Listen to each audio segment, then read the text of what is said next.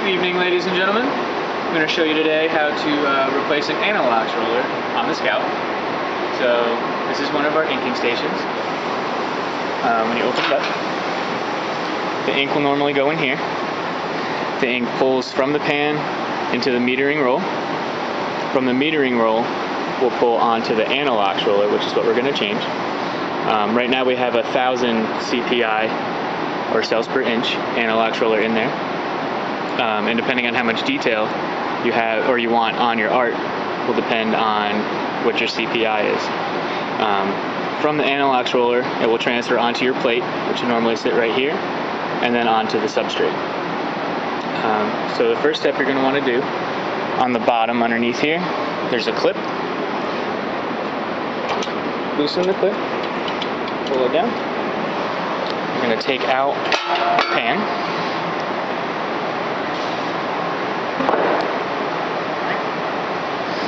And then you have a lot more room to work with. You're going to want to have a clean towel. And this is so when you're touching the anilox roller, you don't clog any of the cells and no extra ink will get in there. So first step, you're going to loosen these two bolts. Make sure you're holding the thing. These are kind of heavy. Sometimes they're kind of tight.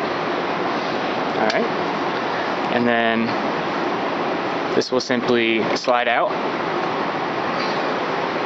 and you place it normally on this rack, but since that rack is full, I'm just going to keep holding it since I'm going to put it right back in. So we're going to pretend that I'm taking another one here. We're going to walk back over.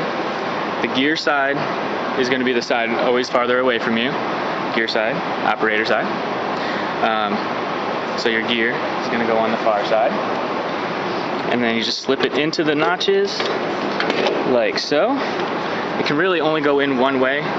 So if it doesn't slide all the way back, you know it's not in properly. Then you're just going to slide these back up and twist it in as far as it'll go. Switch hands. And screw that one in. You're good to go. Make sure you wiggle a little bit, make sure it's in there tight and snug. And then you're all set. We'll grab our pan again. Place it on the little runners right here. So I know it'll be in the correct spot. And this should slide directly in. And then grab the notch and lock it. And that would be the proper way to switch an anilox roller on the Scout. Thank you very much. Hope you learned something.